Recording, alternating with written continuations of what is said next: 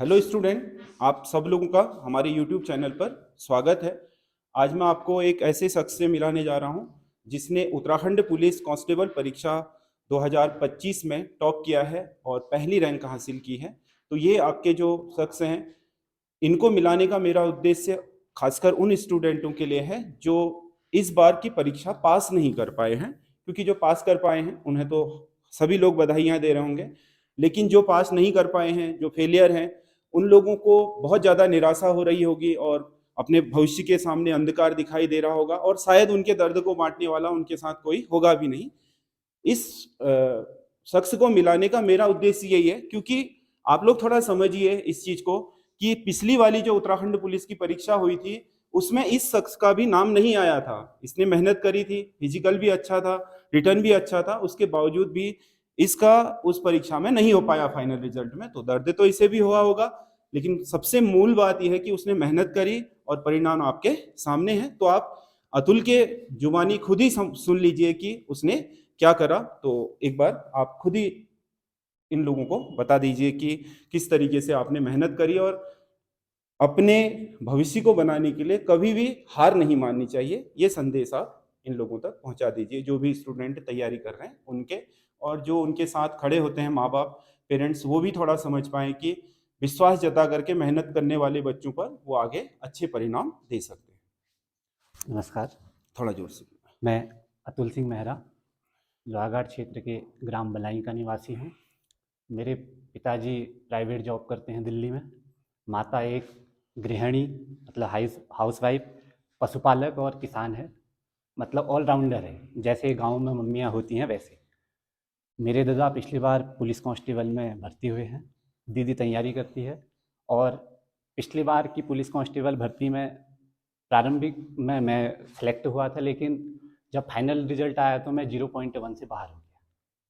उसके बाद कुछ टाइम तक लगता है कि अब कुछ भी नहीं है, अब आगे शायद हम नहीं निकाल पाएंगे, क्योंकि गिल्ट होता है मन में वो, क्योंकि आप किसी चीज़ के लिए लगे रहते हैं और नहीं हो पाता है। मैं बड़ी बड़ी बातें नहीं करूँगा, क्योंकि आप लोग मेरे से ज़्यादा तैयारी करते होंगे या मेरे से सीनियर होंगे या जूनियर जो भी होंगे, लेकिन जो जिनका सिलेक्शन नहीं हुआ है ये उनके लिए ज़्यादा है, क्योंकि जिनका सिलेक्शन हुआ है अब से लेकर जब तक ज्वाइनिंग है या उसके बाद भी उनके लिए जीवन आसान है, क्योंकि एक सोचने के लिए उनके पेरेंट्स उनके साथ होंगे, लेकिन और पूरा समाज भी उनके साथ होगा। लेकिन जो बच्चे नहीं हो पाए हैं, मैं स्पेशली उनके लिए कहना चाहूँगा कि आप तैयारी करते रहें, निरंतरता बनाए रखें।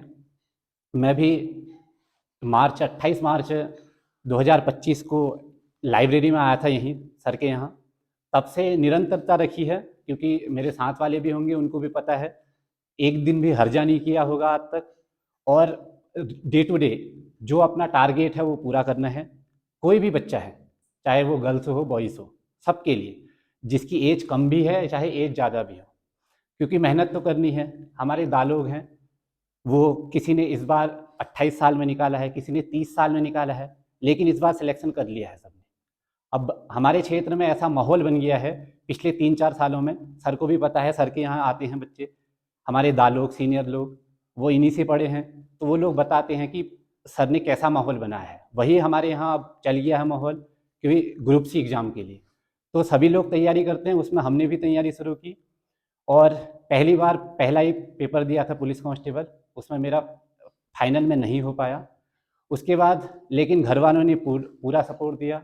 मेरे पीछे हर समय लगे रहते हैं, हर समय सपोर्ट। और इसके अतिरिक्त मेरे दोस्त हो गए, गाँव के बड़े दादा लोग हो गए जो भर्ती हो गए हैं, वो लोग हो गए, मेरे छोटे भाई लोग हो गए, सब ने मेरा सहयोग दिया है। और इस बार 2025 पुलिस कांस्टेबल भर्ती में मुझे इष्टों की कृपा से, क्योंकि रैंक 1 लाना शायद मेहनत से होता होगा, मुझे नहीं पता है, लेकिन इसमें जहाँ तक है कि आपके इष्टों के, आपके बड़े बुजुर्गों के, माता पिता का, सबका सहयोग होता है, सबका आशीर्वाद होता है और पूरे समाज का सहयोग होता है, तब आपको रैंक 1 मिल पाती है। तो इस बार गुरुओं की कृपा से, इष्टों की कृपा से मुझे पुलिस कांस्टेबल में प्रथम परिणाम मिला है। इसके लिए सबका बहुत बहुत आभार है। तो आपने स्वयं अतुल की जुबानी सुना, और जिस गांव से ये आता है अतुल, उस गांव का भी इसने जिक्र करा कि वहाँ के जो युवा हैं अब इस तरफ बहुत मोटिवेट हैं। तो मैं आपको बताना चाहता हूँ कि जब मैंने 2011 में यहाँ पर कोचिंग शुरू करी थी, तो उस समय बलाई का, अतुल को भी पता है कि माहौल थोड़ा खराब चल हाँ रहा था, ऐसे। बहुत खराब हो चुका था, मैं युवाओं को देखता था। लेकिन उस जनरेशन ने 2011 में नवंबर में वो मेरे साथ जुड़े थे।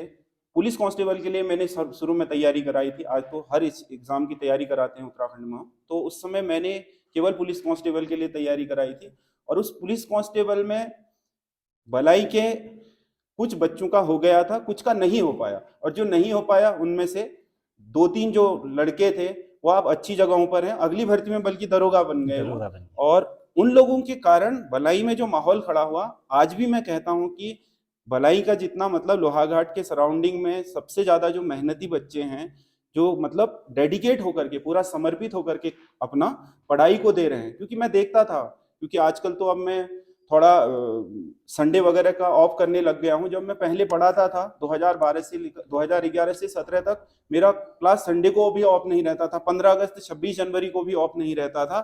तो उसमें जो 365 दिन उपस्थित होते थे वो बलाई के लड़के होते थे, और उन्होंने इतना बेहतर करा कि उन लोगों ने अपना एक ही जो पहला ही रिजल्ट होता है वहां से रिजल्ट देना शुरू करा। और मैं मानता हूं कि जो भी आपके गांव में या आसपास माहौल खड़ा हो जाता है, उस माहौल से प्रेरणा लेकर के जो आपकी जनरेशनें होती हैं वो सुधरनी शुरू हो जाती है। तो मैं बलाई के लोगों को खासकर धन्यवाद देना चाहूंगा कि उन लोगों ने, खासकर युवाओं को, कि उन लोगों ने अपने क्षेत्र के लिए प्रेरणा प्रस्तुत करी, और अपने से छोटे जो भाई लोग हैं उन्हें मोटिवेट करा, और बेहतर परिणाम वहां मिल रहे हैं। ये एकमात्र आपका उदाहरण नहीं हमारे सामने, हर भर्ती, कोई भी भर्ती होती है तो बलाई से रिजल्ट जरूर होता है, और उसके पीछे की वजह यही है कि वहां के गांव में अब बहुत अच्छा माहौल बना है, खासकर पढ़ाई के प्रति।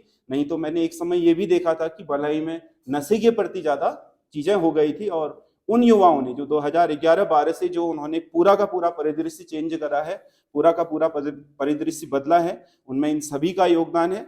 और यही उनसे प्रेरणा पा करके आज 10-12-13 साल हो गए हैं, तो अब उनकी बहुत अच्छी लीग बन गई है। उसी का परिणाम है कि इतने अच्छे बच्चे निकल रहे हैं। तो आप लोगों को इसी उद्देश्य से मैंने ये आपका वीडियो बनाया था कि मैं नंबर 1 रैंक लाने वाले को उन लोगों से इंट्रोड्यूस करा पाऊं जो लोग सिलेक्शन नहीं ले पाए हैं, कि भाई पिछली बार इसका भी नहीं हुआ था, इस बार नंबर 1 रैंक है। और जहां तक इसके जो स्कोर है, नंबर है, मुझे लग रहा है कि थोड़े दिनों में इससे बेहतर जगह पर होना ही है, क्योंकि ये बच्चा मेहनत में, देखो कल रिजल्ट आया है और आज सुबह ये मेरे को 8 बजे लाइब्रेरी में मिला था। ये बहुत बड़ी बात है, नहीं तो लोग जश्न जश्न में डूब जाते हैं। ये भी अपनी एक खूबी है, और ये आपके इसी डेडिकेशन की वजह से अपने को अच्छा कर पाया है। और देखो डेडिकेशन भी है, नहीं तो जश्न मनाते सो जाते, है ना। आज तो चलो रिजल्ट ही आया है 2 दिन बाद, आज सुबह, कल शाम को रिजल्ट आया है और सुबह मेरे को ये लाइब्रेरी में मिल गया। सुबह जो लाइब्रेरी में शुरुआत में 2-3 बच्चे आते हैं, उनमें ये भी बैठा हुआ था। तो मेरे को बहुत अच्छा लगा कि भाई इतना आपका क्या अच्छा रिजल्ट लाने के बावजूद भी एक व्यक्ति अपने प्रति कितना समर्पित है और कितना आपके दृढ़ निश्चय होकर के काम कर रहा है। यही प्रेरणा होती है।